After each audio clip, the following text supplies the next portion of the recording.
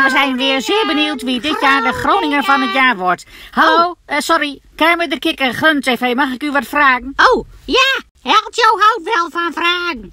Elmo, Eltjo is uw naam? Is het Eltjo? Ja, Eltjo. Luister, vraag je, we zijn heel benieuwd, maar heb jij misschien enig idee wie het wordt? Een idee? Ja, heb je er een? Laat me even nadenken. Neem je tijd. Ook niet zoveel tijd? Ja, ga door. Ja, Eltjo weet wel het wordt. Oh goed, vertel het ons. Wat is jouw idee? En wie wordt het? Ja, ik ga het zeggen. Ja, het Eltjo uit Sesamstraat. Ja. Hoe bedoel je dat dan? Nou, Eltjo is Groninger van het jaar. Ja.